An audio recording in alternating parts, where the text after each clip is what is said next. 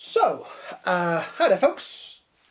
Now, I was hoping this week to have done a review of Spider-Man Homecoming, but unfortunately I didn't get to see it the weekend, and I'll probably get to see it next weekend now, so might be a bit late for that. But I've been Googling, and I've been looking on YouTube, and everybody keeps saying that the greatest Spider-Man film, no, the greatest superhero film ever is Spider-Man 2. Now let me understand, I love my superhero movies. I love my superheroes. I enjoyed Spider-Man, the first one. I didn't think Tobey Maguire was great in it. He was maybe the wrong person to be playing it. Spider-Man should be fun. Yeah. Spider-Man 2, I went to see it at the cinema, and I remember coming out of it thinking, well, that was a waste of time. I didn't buy it on DVD. I eventually got around to it because it was in the sale, and I bought it, and I know I've watched it once, so that's 3 times. I've just watched it this morning, and oh my, it's boring. It's terrible. I do not want to be Peter Parker. I do not want to be Spider-Man. Yeah. You should look at these superheroes and think, wow. Yeah, and that's where Marvel's got it right now. Because Tony Stark is cool. He wants to be Iron Man, and he enjoys being Iron Man. Yeah? Now, I know in the comics, Spider-Man has his issues and things like that. And yeah, portray them. But, to me, the point of Spider-Man is that Peter Parker is this kind of lonely, sad teenage boy. And we've all been, well, the boys of us have been teenage boys. Maybe not the girls. But then again, these days, who knows? We've all been there. We've all been teenagers at some point in our lives. We may all be teenagers now. And we may all be going through stuff, and the world seems so dark. And what's it? And trust me, it don't get any better when you get older. But being a teenager, that's what it should be about. 1, Tobey Maguire looks in his 30s. 2, he's the most... he's supposed to put and be Spider-Man, and that's his release. That's him being him, because nobody knows who he is. Everybody looks at him and goes, oh, it's Peter Parker. Yeah. Everybody looks at Spider-Man. Wow, it's Spider-Man. They want to be him. Yeah? And you don't feel that. Yes, don't get me wrong. I think Dr. Octopus, the portrayal of him is great. He really is a good Dr. Octopus. The fight scene with him on the train, apart from the fact that he keeps taking that all the way through this film, he takes his mask off, and it irritates me so much, because it's like, you're just doing it because you want my face to be seen so they can see me emote and act. You're Spider-Man. That is missing, yeah? That's the great thing. Again, I'm going to mention Iron Man. The Iron Man, the faceplate. So, what did they do? They do that, like, inside thing. I know you can't do that with Spider-Man, but it works for that. They did it with Deadpool. They gave him the eyes that emote, you know? They CGI the eyes. Even the new Spider-Man, he has eyes that have a reactionary thing. That's what you've got to do, yeah? That's how they do it in the comics. Surely people aren't going to sit there and go, oh, but his face is moving. It's so that you understand it. I never liked Kirsten Dunst, or however you say her name, as Mary Jane. She's just not... How can I put this? And I don't want to say, she's not hot enough, yeah? Mary Jane is supposed to be the kind of girl that walks into a room and every guy looks. Yeah? She's a model in the comics, yeah? Kirsten Dunst's about this tall. Doesn't work. And everybody goes on about how great this film is. And I just... Even... Right, my biggest issue with it is, like I say, Peter Parker is a putz all the way through it. He's just walked upon and treated like an idiot. Yeah? To the point that if you were that bad, you'd jump off a bridge. Don't, please don't. But you know what I mean? You'd get counselling.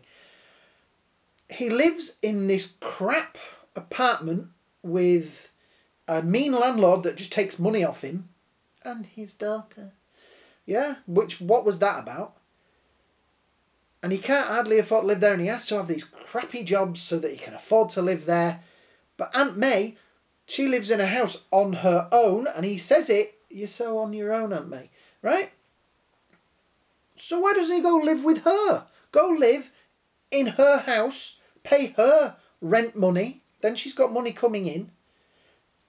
Okay, so, he has to get to town and it's a really long way and he wants his independence.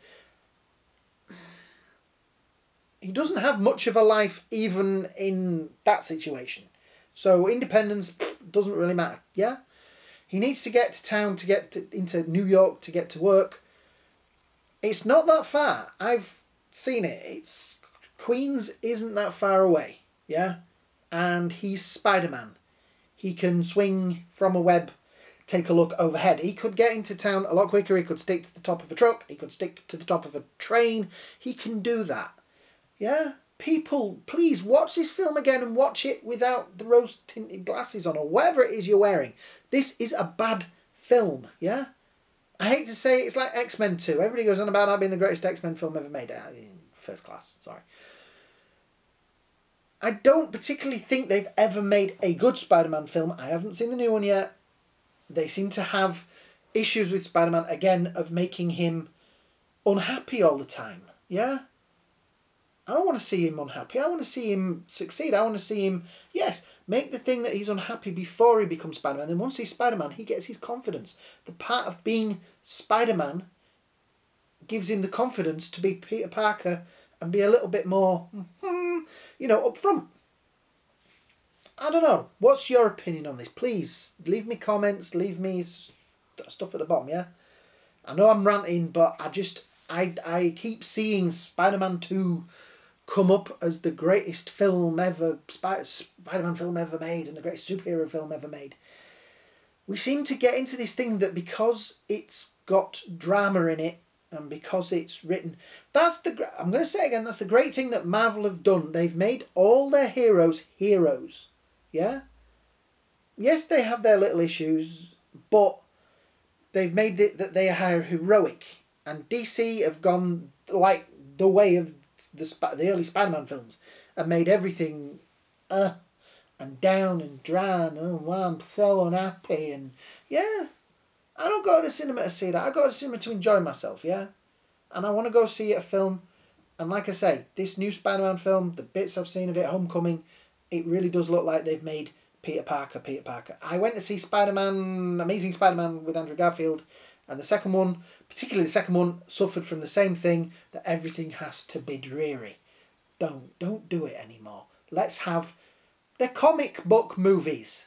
I know they have their issues, but please, just lighten them up, yeah? So I'm going to go away, I'm going to put this on, I'm going to upload this and edit and whatever. And I'll probably think of another bit of rant to do with it, but please stop making Spider-Man 2 the best of them, yeah? There isn't really a good one, I'll admit. Spider-Man 3, pretty terrible. Amazing Spider-Man, I liked the idea of it. It just needed some colour thrown into it, and like I say, maybe make him a little bit more cheerful. Spider-Man...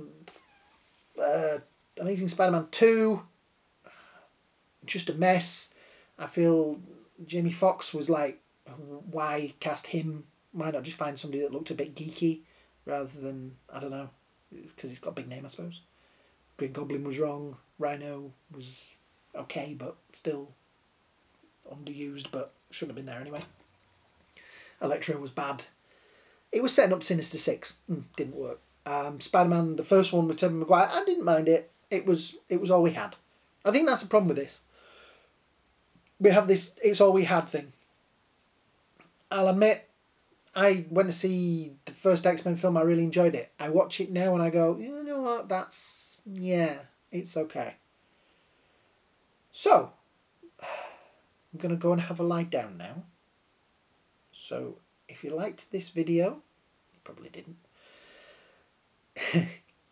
leave me some likes, leave me some subscriptions, leave some comments. Tell me what you think of these films. Tell me what you think I've got wrong. Tell me why Spider-Man 2 is the greatest superhero film ever made.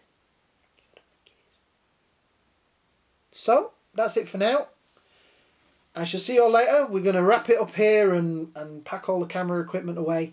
I'm just a man talking to a camera There we go. Have a fantastic night. See you.